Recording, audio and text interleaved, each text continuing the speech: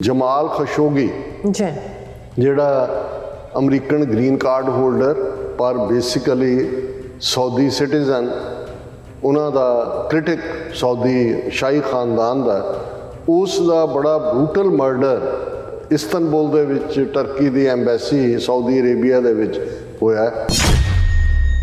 ਜਿਹੜੀਆਂ investigations turkey ਨੇ ਕੀਤੀਆਂ ਇੰਟਰਨੈਸ਼ਨਲ ਹੋਈਆਂ ਉਹਦੇ 'ਚ ਸਾਹਮਣੇ ਆਇਆ ਕਿ ਮੁਹੰਮਦ ਬਿਨ ਸੁਲਤਾਨ ਜਿਹੜਾ ਕਿ ਕਰਾਊਨ ਪ੍ਰਿੰਸ ਜਿਹਨੇ ਇਸ ਬਾਦਸ਼ਾਹ ਤੋਂ ਬਾਅਦ ਸਊਦੀ ਅਰੇਬੀਆ ਦਾ ਬਾਦਸ਼ਾਹ ਬਣਨਾ ਉਸ ਦੇ ਡਾਇਰੈਕਟ ਆਰਡਰਸ ਦੇ ਥੱਲੇ ਜਿਹੜੀ ਇੱਕ ਖਾਸ ਫੋਰਸ ਕ੍ਰੀਏਟ ਕੀਤੀ ਗਈ ਉਹਨਾਂ ਨੇ ਬੜੀ ਬਰੂਟਲੀ ਉਸ ਦਾ ਮਰਡਰ ਕੀਤਾ।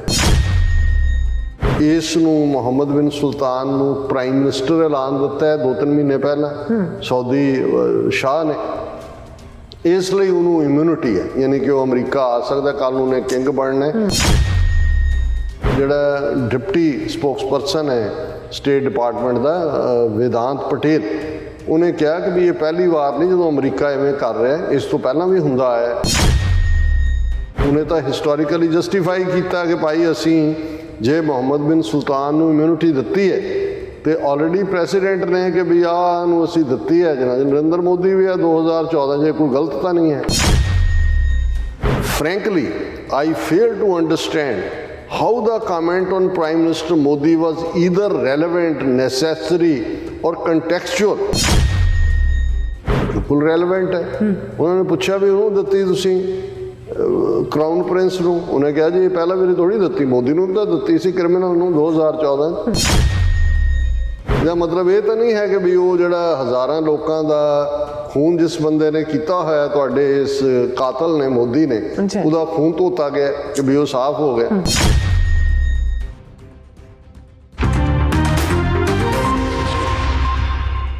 Viewers welcome back to program. So viewers ਗੱਲਬਾਤ ਕਰਾਂਗੇ ਵਿਊਅਰਸ ਜਿਸ ਤਰ੍ਹਾਂ ਕਿ ਸਾਡੇ ਖਿੱਤੇ ਦਾ ਅਖਾਣ ਹੈ ਕਿ ਉਲਟਾ ਚੋਰ ਕੋਤਵਾਲ ਕੋ ਡਾਂਟੇ। ਸੋ ਭਾਰਤੀ ਹਕੂਮਤ ਵੱਲੋਂ ਅਮਰੀਕਾ ਕੋਲ ਮੋਦੀ ਨੂੰ ਲੈ ਕੇ ਕੀਤੀ ਗਈ ਪ੍ਰੋਟੈਸਟ ਤੇ ਇਹ ਅਖਾਣ ਜਿਹੜਾ ਬਿਲਕੁਲ ਠੀਕ ਠੁਕਦਾ ਹੈ। ਸੋ ਪਿਛਲੇ ਦਿਨੀ ਅਮਰੀਕਾ ਨੇ ਸਊਦੀ ਕਰਾਊਨ ਪ੍ਰਿੰਸ ਮੁਹੰਮਦ ਬਿਨ ਸੁਲਤਾਨ ਨੂੰ ਪੱਤਰਕਾਰ ਜਮਾਲ ਖਸ਼ੋਗੀ ਦੇ ਕਤਲ ਕੇਸ 'ਚੋਂ ਇਮਿਊਨਿਟੀ ਦਿੱਤੀ ਸੀ। ਇਸ ਬਾਰੇ ਜਦੋਂ ਸਟੇਟ ਡਿਪਾਰਟਮੈਂਟ ਤੋਂ ਸਵਾਲ ਪੁੱਛਿਆ ਗਿਆ ਤਾਂ ਜਵਾਬ ਵਿੱਚ ਕਿਹਾ ਗਿਆ ਕਿ ਨਰਿੰਦਰ ਮੋਦੀ ਨੂੰ 2014 ਵਿੱਚ ਪ੍ਰਧਾਨ ਮੰਤਰੀ ਬਣਨ ਤੇ ਇਮਿਊਨਿਟੀ ਦਿੱਤੀ ਗਈ ਸੀ। ਸੋ ਯਾਦ ਰਹੇ 2002 ਤੋਂ 2014 ਤੱਕ ਨਰਿੰਦਰ ਮੋਦੀ ਦੇ ਅਮਰੀਕਾ ਆਉਣ ਤੇ ਪਾਬੰਦੀ ਲਗਾ ਦਿੱਤੀ ਗਈ ਸੀ।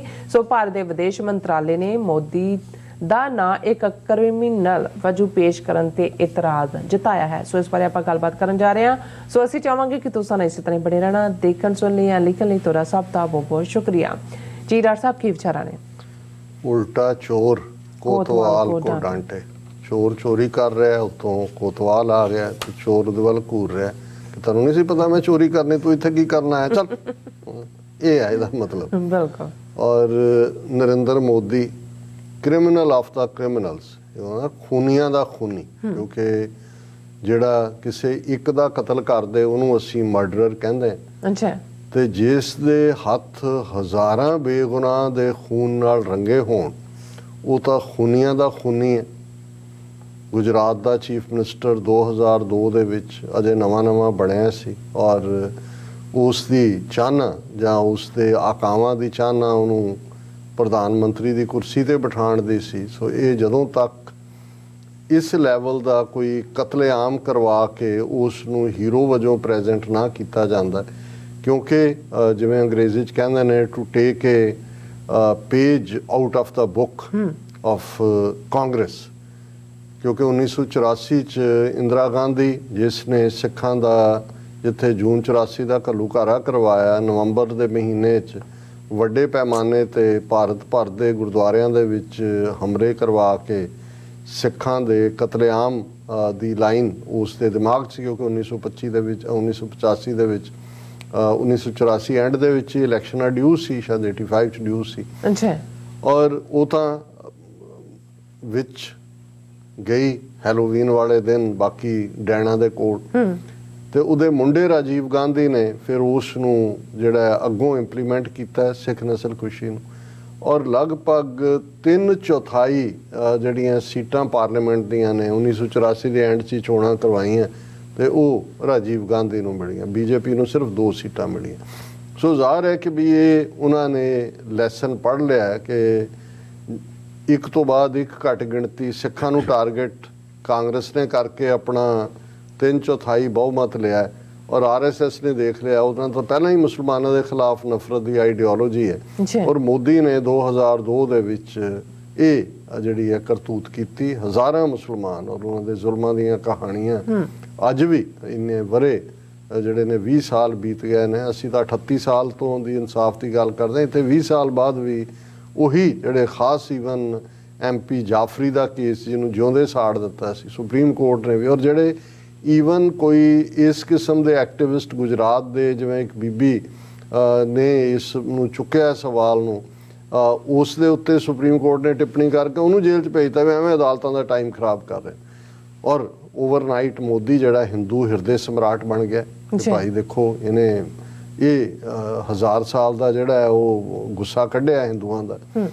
ਹੁਣ ਇਹ ਉਹ ਪੀਰੀਅਡ ਸੀ ਕਿ ਅਮਰੀਕਾ ਦੇ ਵਿੱਚ 1990s ਦੇ ਵਿੱਚ ਇੱਕ ਐਕਟ ਪਾਸ ਹੋਇਆ ਜਿਹਦੇ ਥੱਲੇ United States commission on international religious freedom ਹੋਣ ਦੇ ਵਿੱਚ ਆਇਆ ਔਰ ਉਸ ਤੇ ਆਧਾਰਿਤ ਜਿਹੜੀ ਰਿਪੋਰਟ ਹੈ ਉਹ ਐਨੂਅਲੀ ਦਿੱਤੀ ਜਾਂਦੀ ਹੈ ਕਿਸੇ ਵੀ ਕੰਟਰੀ ਦੇ ਲਈ। ਉਹ ਰਿਕਮੈਂਡੇਸ਼ਨ ਕਰਦਾ ਹੈ ਕਿ ਭਾਈ ਇੱਥੇ ਹਿਊਮਨ ਰਾਈਟ ਵਾਇਲੇਟ ਹੋਏ ਨੇ, ਇਹ ਕੰਟਰੀ ਆਫ ਕੰਸਰਨ ਹੈ ਜਿੱਥੇ ਵਾਇਲੇਟ ਹੋ ਰਹੇ ਨੇ, ਇਹ ਪਰਸਨ ਉਹਨਾਂ ਨੂੰ ਨੇਮ ਕੀਤਾ ਜਾਂਦਾ ਹੈ।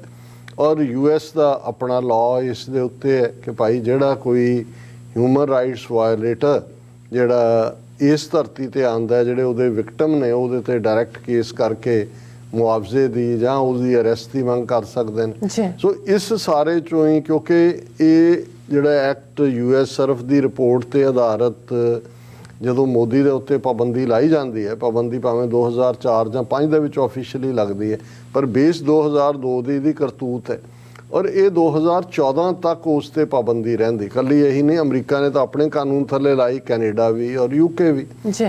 ਹੁਣ ਜਦੋਂ 2014 'ਚੋਂ ਪ੍ਰਾਈਮ ਮਿਨਿਸਟਰ ਬਣ ਗਿਆ ਤੇ ਫਿਰ ਅਮਰੀਕਾ ਦੀ ਜਿਹੜੀ ਰਵਾਇਤ, ਕਿਉਂਕਿ ਅਸੀਂ ਅੱਗੇ ਵੀ ਦੱਸਿਆ ਸੀ ਕਿ UN ਦਾ ਹੈੱਡਕੁਆਟਰ ਹੈ ਇੱਥੇ ਔਰ ਉਹਦੇ ਲਈ ਈਵਨ ਫਿਡਾਲ ਕਾਸਟਰੋ ਜਿਹੜਾ ਮੋਸਟ ਹੇਟਡ ਪਰਸਨ ਸੀ ਜਾਂ ਗਦਾਫੀ ਜਿਹਨੂੰ ਬਾਅਦ 'ਚ ਹੇਟ ਕਰਨ ਲੱਗੇ, 40 ਸਾਲ ਤੇ ਪਾਲਦੇ ਰਹੇ ਉਹਨੂੰ ਰੋਕ ਤਾਂ ਨਹੀਂ ਸਕਦੇ ਕਿਉਂਕਿ UN ਦੇ ਵਿੱਚ ਹਰ ਇੱਕ ਨੇ ਆਉਣਾ ਹੈ। ਔਰ ਆਟੋਮੈਟਿਕਲੀ ਉਹਨਾਂ ਨੇ ਇੱਕ ਸਿਸਟਮ ਬਣਾਇਆ ਹੋਇਆ ਅਮਰੀਕਾ ਨੇ ਵੀ ਜਿਹੜਾ ਭਾਵੇਂ ਜੋ ਮਰਜ਼ੀ ਉਹਨੇ ਕੀਤਾ, ਕਿੰਨੇ ਗੁਨਾਹ ਕੀਤੇ, ਜੇ ਬਣ ਹੀ ਗਿਆ ਤੇ ਤੁਸੀਂ ਉਸ ਮੁਲਕ ਦੇ ਨਾਲ ਤਾਂ ਆਪਣੇ ਸਬੰਧ ਖਰਾਬ ਨਹੀਂ ਕਰਨੇ। ਸੋ ਉਹਦੇ ਲਈ ਲਫ਼ਜ਼ ਇਮਿਊਨਿਟੀ ਹੁੰਦਾ ਹੈ ਕਿ ਜੀ ਤੁਸੀਂ ਉਹਨਾਂ ਨੂੰ ਇਮਿਊਨ ਕਰ ਦਿੱਤਾ ਹੈ। ਹੁਣ ਮੋਦੀ ਦਾ ਤਾਂ ਅਸੀਂ ਤਾਂ ਰਿਪੀਟ ਕਰਦੇ ਰਹੇ ਹਾਂ, ਉਹ ਪਿਛਲੇ 8 ਸਾਲ ਤੋਂ ਹੀ ਕਰ ਰਹੇ ਹਾਂ ਜਦੋਂ ਤੋਂ ਇਹ ਬਣਿਆ, ਪਰ ਬਹੁਤਿਆਂ ਨੇ ਜਿਸ ਅੰਦਾਜ਼ 'ਚ ਇਹਨਾਂ ਨੂੰ ਇੰਡੀਆ ਨੂੰ ਵੀ ਲੱਗਾ ਕਿ ਜੀ ਹੁਣ ਅਸੀਂ ਮੋਦੀ ਵਿਸ਼ਵ ਗੁਰੂ, ਇੱਧਰ ਪ੍ਰਚਾਰ, ਉੱਧਰ GW ਦੀ ਹੁਣ ਪ੍ਰੈਜ਼ੀਡੈਂਸੀ ਤੇ ਦੁਨੀਆ ਨੂੰ ਇਹਦਾ ਪਿਛੋਕੜ ਭੁੱਲ ਗਿਆ ਕਿ ਵੀ ਇਹ ਮੋਦੀ ਕਿੰਨਾ ਵੱਡਾ ਮਰਡਰਰ ਸੀ ਔਰ ਇਸ ਦੇ ਉੱਤੇ 12 ਸਾਲ ਪਾਬੰਦੀ ਸੀ। ਲੇਕਿਨ ਕਾਤਲ ਤਾਂ ਕਾਤਲ ਹੀ ਹੁੰਦਾ ਔਰ ਕਿਤੇ ਨਾ ਕਿਤੇ ਉਹਦਾ ਜ਼ਿਕਰ ਜ਼ਰੂਰ ਹੁੰਦਾ। ਹੁਣ ਇਹ ਇਸ਼ੂ ਜਿਹੜਾ ਅੱਜ ਇੰਡੀਅਨ ਫੋਰਨ ਮਿਨਿਸਟਰੀ ਨੇ ਆਬਜੈਕਟ ਕੀਤਾ ਕਿ ਜੀ ਦੇਖੋ ਅਮਰੀਕਾ ਨਾਲ ਸਾਡੇ ਇਹਨਾਂ ਐਡਵਾਂਸ ਸਟ੍ਰੈਟੇਜਿਕ ਫਰਾਣੇ ਢਮਕੇ ਨੇ ਔਰ ਇਹ ਵਾਈਟ ਹਾਊਸ ਸਟੇਟ ਡਿਪਾਰਟਮੈਂਟ ਨੇ ਕਿਉਂ ਮੋਦੀ ਨੂੰ ਰੈਫਰ ਕੀਤਾ। ਹੁਣ ਇਸ਼ੂ ਇਹ ਆਇਆ ਕਿ ਜਮਾਲ ਖਸ਼ੋਗੀ ਜਿਹੜਾ ਅਮਰੀਕਨ ਗ੍ਰੀਨ ਕਾਰਡ ਹੋਲਡਰ ਪਰ ਬੇਸਿਕਲੀ ਸਾਊਦੀ ਸਿਟੀਜ਼ਨ, ਉਹਨਾਂ ਦਾ ਕ੍ਰਿਟਿਕ ਸਾਊਦੀ ਸ਼ਾਹੀ ਖਾਨਦਾਨ ਦਾ, ਉਸ ਦਾ ਬੜਾ ਬਰੂਟਲ ਮਰਡਰ ਇਸਤਨਬੁਲ ਦੇ ਵਿੱਚ ਟਰਕੀ ਦੀ ਐਮਬੈਸੀ ਸਾਊਦੀ ਅਰੇਬੀਆ ਦੇ ਵਿੱਚ ਹੋਇਆ। ਜਿਹੜੀਆਂ ਇਨਵੈਸਟੀਗੇਸ਼ਨਸ ਟਰਕੀ ਨੇ ਕੀਤੀਆਂ, ਇੰਟਰਨੈਸ਼ਨਲ ਹੋਈਆਂ, ਉਹਦੇ 'ਚ ਸਾਹਮਣੇ ਆਇਆ ਕਿ ਮੁਹੰਮਦ ਬਿਨ ਸੁਲਤਾਨ ਜਿਹੜਾ ਕਿ ਕਰਾਊਨ ਪ੍ਰਿੰਸ ਜਿਹਨੇ ਇਸ ਬਾਦਸ਼ਾਹ ਤੋਂ ਬਾਅਦ ਸਾਊਦੀ ਅਰੇਬੀਆ ਦਾ ਬਾਦਸ਼ਾਹ ਬਣਨਾ, ਉਸ ਦੇ ਡਾਇਰੈਕਟ ਆਰਡਰਸ ਦੇ ਥੱਲੇ ਜਿਹੜੀ ਇੱਕ ਖਾਸ ਫੋਰਸ ਕ੍ਰੀਏਟ ਕੀਤੀ ਗਈ, ਉਹਨਾਂ ਨੇ ਬੜੀ ਬਰੂਟਲੀ ਉਸ ਦਾ ਮਰਡਰ ਕੀਤਾ ਔਰ ਜ਼ਾਹਰ ਹੈ ਕਿ ਈਵਨ ਬਾਈਡਨ ਉਹਨੂੰ ਖੂਨੀ ਕਹਿ ਚੁੱਕਾ ਹੈ ਔਰ ਇਸ ਦੇ ਉੱਤੇ ਰਿਲੇਸ਼ਨਸ ਵਿਗੜੇ ਵੀ ਦੋਨਾਂ ਮੁਲਕਾਂ ਦੇ। ਉਹਨੂੰ ਸਜ਼ਾ ਟਰੰਪ ਪੀਰੀਅਡ 'ਚ ਹੋਇਆ ਇਹ ਮਰਡਰ। ਟਰੰਪ ਨੇ ਤਾਂ ਉਹਨੂੰ ਅਣਗੌਲਿਆਂ ਕਰਤਾ, ਉਹ ਤਾਂ ਆਪਣੀ ਟ੍ਰਿਪ ਦੇ ਉੱਤੇ ਵੀ ਪਹਿਲਾਂ ਸਾਊਦੀ ਅਰੇਬੀਆ, ਉਹਦਾ ਇੱਕ ਆਪਣਾ ਏਜੰਡਾ ਸੀ। ਪਰ ਇਸ ਸਾਰੇ ਨੂੰ ਸਾਹਮਣੇ ਰੱਖਦੇ ਆ ਹੁਣ ਇਹ ਚਰਚਾ ਜਿਹੜੀ ਉਸ ਜਮਾਲ ਖਸ਼ੋਗੀ ਦੀ ਫਿਆਂਸੇ ਸੀ, ਉਹਨੇ ਅਮਰੀਕਨ ਕੋਰਟ ਦੇ ਵਿੱਚ ਕੇਸ ਕੀਤਾ। ਅਮਾਊਂਟ ਨਹੀਂ ਆਇਆ ਵੀ ਕਿੰਨੇ ਦਾ ਵੀ ਇਹ ਕੀਤਾ। ਹੁਣ ਉਹਦੇ ਤੇ ਅੱਜ ਤੋਂ 3-4 ਦਿਨ ਪਹਿਲਾਂ ਅਮਰੀਕਨ ਗਵਰਨਮੈਂਟ ਨੇ ਜਦੋਂ ਪੁੱਛਿਆ ਗਿਆ ਵੀ ਤੁਹਾਡੀ ਕੀ ਪੋਜੀਸ਼ਨ ਹੈ, ਉਹਨਾਂ ਨੇ ਕਿਹਾ ਜੀ ਸਾਡੀ ਹੁਣ ਕੋਈ ਪੋਜੀਸ਼ਨ ਨਹੀਂ, ਕਿਉਂਕਿ ਇਸ ਨੂੰ ਮੁਹੰਮਦ ਬਿਨ ਸੁਲਤਾਨ ਨੂੰ ਪ੍ਰਾਈਮ ਮਿਨਿਸਟਰ ਐਲਾਨ ਦਿੱਤਾ ਹੈ 2-3 ਮਹੀਨੇ ਪਹਿਲਾਂ ਸਊਦੀ ਸ਼ਾਹ ਨੇ, ਇਸ ਲਈ ਉਹਨੂੰ ਇਮਿਊਨਿਟੀ ਹੈ, ਯਾਨੀ ਕਿ ਉਹ ਅਮਰੀਕਾ ਆ ਸਕਦਾ, ਕੱਲ ਨੂੰ ਉਹਨੇ ਕਿੰਗ ਬਣਨਾ ਹੈ। ਔਰ ਇਹ ਹੁਣ ਇਹਨੂੰ ਲੈ ਕੇ, ਕਿਉਂਕਿ ਜਮਾਲ ਖਸ਼ੋਗੀ ਦਾ case internationally human rights organisations ਲਈ ਵੀ ਬੜਾ ਅਹਿਮ ਕੇਸ ਸੀ ਅਮਰੀਕਾ ਦੇ ਵਿੱਚ, ਕਿਉਂਕਿ ਅਮਰੀਕਨ ਗ੍ਰੀਨ ਕਾਰਡ ਹੋਲਡਰ ਸੀ, ਮੀਡੀਆ ਦਾ ਵੀ ਇੰਟਰਸਟ ਔਰ ਦੂਜਾ ਔਰ ਜ਼ਾਹਰ ਹੈ ਕਿ ਵੀ ਇਸ ਦੇ ਉੱਤੇ ਇੱਕ ਬੜਾ ਰੌਲਾ ਗੌਲਾ ਪੈਣਾ ਸੀ। ਹੁਣ ਇਸ ਦੇ ਉੱਤੇ ਜਦੋਂ ਸਟੇਟ ਡਿਪਾਰਟਮੈਂਟ ਦਾ ਸਪੋਕਸਪਰਸਨ ਔਰ ਉਹ ਵੀ ਜਿਹੜਾ ਵੇਦਾਂਤ ਪਟੇਲ, ਇਹਨਾਂ ਦਾ ਹੀ ਵੜ ਗਏ ਨੇ ਸਾਰੇ ਪਾਸੇ, ਉਹਨੂੰ ਇਹ ਪੁੱਛਿਆ ਗਿਆ ਕਿ ਜੀ ਇਹ ਤੁਸੀਂ ਖਸ਼ੋਗੀ ਨੂੰ ਜਿਹੜੀ ਨਾਟ ਖਸ਼ੋਗੀ, ਇਹਨੂੰ ਮੁਹੰਮਦ ਬਿਨ ਸੁਲਤਾਨ ਨੂੰ ਜਿਹੜਾ ਤੁਸੀਂ ਇਮਿਊਨਿਟੀ ਦਿੱਤੀ ਹੈ, ਇਹ ਤਾਂ ਵਾਇਓਲੇਟ ਕੀਤਾ ਔਰ ਤੁਸੀਂ ਇਹ ਤਾਂ ਇਨਸਾਨੀ ਹਕੂਕਾਂ ਦੀ ਖਿਲਾਫ ਵਰਜ਼ੀ ਹੈ। ਔਰ ਉਹਦੇ 'ਚ ਉਹਨੇ ਜਿਹੜਾ ਪ੍ਰੈਸ ਕਾਨਫਰੰਸ ਦੇ ਦੌਰਾਨ ਉਹਨੇ ਅੱਗੋਂ ਜਵਾਬ ਦਿੱਤਾ ਹੈ ਕਿ ਭਾਈ ਇਹ ਪਹਿਲੀ ਵਾਰ ਨਹੀਂ ਅਸੀਂ ਇਸ ਕਿਸਮ ਦੀ ਇਮਿਊਨਿਟੀ ਦਿੱਤੀ। ਔਰ ਇਹ ਜਿਹੜਾ ਡਿਪਟੀ ਸਪੋਕਸਪਰਸਨ ਹੈ ਸਟੇਟ ਡਿਪਾਰਟਮੈਂਟ ਦਾ ਵੇਦਾਂਤ ਪਟੇਲ, ਉਹਨੇ ਕਿਹਾ ਕਿ ਵੀ ਇਹ ਪਹਿਲੀ ਵਾਰ ਨਹੀਂ ਜਦੋਂ ਅਮਰੀਕਾ ਐਵੇਂ ਕਰ ਰਿਹਾ, ਇਸ ਤੋਂ ਪਹਿਲਾਂ ਵੀ ਹੁੰਦਾ ਆਇਆ। ਫਿਰ ਉਹਨੇ ਉਦਾਹਰਨਾਂ ਦਿੱਤੀਆਂ ਕਿ ਜੀ ਦੇਖੋ 1993 ਦੇ ਵਿੱਚ ਹੈਤੀ ਦਾ ਰਾਸ਼ਟਰਪਤੀ ਹੇਤੀ ਅਰਿਸਟਾਈਡ, ਉਹਨੂੰ ਵੀ ਅਸੀਂ ਇਮਿਊਨਿਟੀ ਦਿੱਤੀ ਸੀ, ਭਾਵੇਂ ਉਹਦੇ ਖਿਲਾਫ ਹਿਊਮਨ ਰਾਈਟਸ ਵਾਇਓਲੇਸ਼ਨਸ ਦੇ ਮਾਮਲੇ ਸੀ। ਫਿਰ ਜ਼ਿੰਬਾਬਵੇ ਦੇ ਰਾਸ਼ਟਰਪਤੀ ਮੁਗਾਬੇ ਨੂੰ 2001 ਦੇ ਵਿੱਚ ਇਮਿਊਨਿਟੀ ਦਿੱਤੀ ਗਈ ਸੀ। ਔਰ ਭਾਰਤ ਦੇ ਪ੍ਰਧਾਨ ਮੰਤਰੀ ਨਰਿੰਦਰ ਮੋਦੀ ਨੂੰ 2014 ਦੇ ਵਿੱਚ ਇਮਿਊਨਿਟੀ ਦਿੱਤੀ ਗਈ ਸੀ। ਔਰ 2018 ਦੇ ਵਿੱਚ DRC, ਇਹ ਵੀ ਮੁਲਕ ਹੈ, ਉਹਨਾਂ ਦੇ ਰਾਸ਼ਟਰਪਤੀ ਕਬੀਲਾ ਨੂੰ ਦਿੱਤੀ ਗਈ ਸੀ। ਉਹਨਾਂ ਨੇ ਕਿਹਾ ਵੀ ਇਹ ਹੁਣ ਇੱਕ ਸਾਡਾ ਚਲਨ ਹੈ ਕਿ ਅਸੀਂ ਜਿਹੜੇ ਹੈਡ ਆਫ ਦਾ ਸਟੇਟ ਨੇ ਜਾਂ ਫੋਰਨ ਮਿਨਿਸਟਰ ਬਣਦੇ ਨੇ ਉਹਨਾਂ ਨੂੰ ਜਿਹੜਾ ਇਮਿਊਨਿਟੀ ਦਿੰਦੇ। ਉਹਨੇ ਤਾਂ ਹਿਸਟੋਰੀਕਲੀ ਜਸਟੀਫਾਈ ਕੀਤਾ ਕਿ ਭਾਈ ਅਸੀਂ ਜੇ ਮੁਹੰਮਦ ਬਿਨ ਸੁਲਤਾਨ ਨੂੰ ਇਮਿਊਨਿਟੀ ਦਿੱਤੀ ਹੈ ਤੇ ਆਲਰੇਡੀ ਪ੍ਰੈਸੀਡੈਂਟ ਨੇ ਕਿ ਵੀ ਆਹ ਨੂੰ ਅਸੀਂ ਦਿੱਤੀ ਹੈ, ਜਨਾਬ ਨਰਿੰਦਰ ਮੋਦੀ ਵੀ ਹੈ 2014, ਜੇ ਕੋਈ ਗਲਤ ਤਾਂ ਨਹੀਂ ਹੈ। ਹੁਣ ਤੁਸੀਂ ਦੇਖੋ ਵੀ ਇਹਨਾਂ ਦਾ ਤਕੱਬਰ, ਇਹਨਾਂ ਦੀ ਜਿਹੜੀ ਆ ਹੰਕਾਰ ਦਾ ਲੈਵਲ ਕੀ ਹੈ, ਇਸ ਦੇ ਉੱਤੇ ਚੀਕਾਂ ਮਾਰ ਰਹੇ ਨੇ। ਔਰ ਉਹਨਾਂ ਦੀ ਫੋਰਨ ਮਿਨਿਸਟਰੀ ਦੇ ਸਪੋਕਸਪਰਸਨ ਨੇ ਇਸ ਦੇ ਉੱਤੇ ਕਿਹਾ, frankly I fail to understand how the comment on Prime Minister Modi was either relevant, necessary or contextual।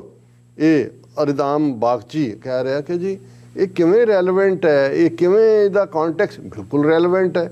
ਉਹਨਾਂ ਨੇ ਪੁੱਛਿਆ ਵੀ ਉਹਨੂੰ ਦਿੱਤੀ ਤੁਸੀਂ ਕਰਾਊਨ ਪ੍ਰਿੰਸ ਨੂੰ, ਉਹਨੇ ਕਿਹਾ ਜੀ ਇਹ ਪਹਿਲਾਂ ਵਾਰੀ ਥੋੜੀ ਦਿੱਤੀ, ਮੋਦੀ ਨੂੰ ਵੀ ਤਾਂ ਦਿੱਤੀ ਸੀ ਕ੍ਰਿਮੀਨਲ ਨੂੰ 2014 'ਚ, ਫਲਾਣੇ ਜ਼ਿੰਬਾਬਵੇ ਵਾਲੇ ਨੂੰ ਵੀ ਦਿੱਤੀ ਸੀ, ਫਲਾਣੇ ਨੂੰ ਵੀ ਦਿੱਤੀ ਸੀ। ਹੁਣ ਇਸ ਸਾਰੇ ਦੇ ਉੱਤੇ ਇਹ ਅੱਗੋਂ ਕਹਿ ਰਿਹਾ our two countries enjoy a very special relationship which is growing from strength to strength and we look forward to working with US to further deepen। ਇਹਦੇ ਨਾਲ ਕੀ ਤਾਲੁਕ ਹੈ? ਤੁਸੀਂ ਉਹਨਾਂ ਦੇ ਮੁਜਾਰੇ ਬਣਨਾ ਹੈ, ਅਮਰੀਕਾ ਦੇ ਬਣੀ ਜਾਓ, ਜੁੱਤੀਆਂ ਪਹਿਲਾਂ ਵੀ ਖਾ ਲਈਆਂ ਚੀਨ ਤੋਂ ਤੁਸੀਂ ਗਲਵਾਨ ਵੈਲੀ 'ਚ, ਫਿਰ ਖਾਓਗੇ। ਇਹਦੇ ਨਾਲ ਇਹਦਾ ਕੀ ਤਾਲੁਕ ਹੈ? ਇਹਦੇ ਨਾਲ ਇਹਦਾ ਮਤਲਬ ਇਹ ਤਾਂ ਨਹੀਂ ਹੈ ਕਿ ਵੀ ਉਹ ਜਿਹੜਾ ਹਜ਼ਾਰਾਂ ਲੋਕਾਂ ਦਾ ਖੂਨ ਜਿਸ ਬੰਦੇ ਨੇ ਕੀਤਾ ਹੋਇਆ, ਤੁਹਾਡੇ ਇਸ ਕਾਤਲ ਨੇ ਮੋਦੀ ਨੇ, ਉਹਦਾ ਖੂਨ ਧੋਤਾ ਗਿਆ ਕਿ ਵੀ ਉਹ ਸਾਫ਼ ਹੋ ਗਿਆ। ਫਿਰ ਉਹ ਜਿਹੜਾ ਉਹ ਇਹ ਕਹਿ ਰਿਹਾ ਵੇਦਾਂਤ ਪਟੇਲ ਨੂੰ ਕੋਟ ਕਰਕੇ ਜੀ ਬਿਲਕੁਲ ਇਹ ਸਾਡਾ ਬਿਲਕੁਲ ਸਾਡੀ ਇਨਸਲਟ ਹੈ ਔਰ ਇਨਕਰੈਕਟ ਹੈ। ਸੋ ਅਸੀਂ ਸਮਝਦੇ ਹਾਂ ਕਿ ਵੀ ਚਲੋ ਘੱਟੋ ਘੱਟ ਇਸ ਬਹਾਨੇ ਸਾਨੂੰ ਇਸ ਅਖਾਣ ਨੂੰ ਇੰਟਰਪ੍ਰੀਟ ਕਰਨ ਦਾ ਵੀ ਮੌਕਾ ਮਿਲ ਗਿਆ ਕਿ ਉਲਟਾ ਚੋਰ ਕੋਤਵਾਲ ਕੋ ਡਾਂਟੇ। ਜੀ ਡਾਕਟਰ ਸਾਹਿਬ ਤੁਹਾਡਾ ਬਹੁਤ ਬਹੁਤ ਧੰਨਵਾਦ। ਸੋ ਅਥਲੇ ਬ੍ਰੇਕ ਵਿਊਅਰਸ ਤੋਂ ਸਾਨੂੰ ਇਸੇ ਤਰ੍ਹਾਂ ਬਣੇ ਰਹਿਣਾ। ਮਿਲਦੇ ਹਾਂ ਛੋਟੇ ਜਿਹੇ ਬ੍ਰੇਕ ਤੋਂ ਬਾਅਦ।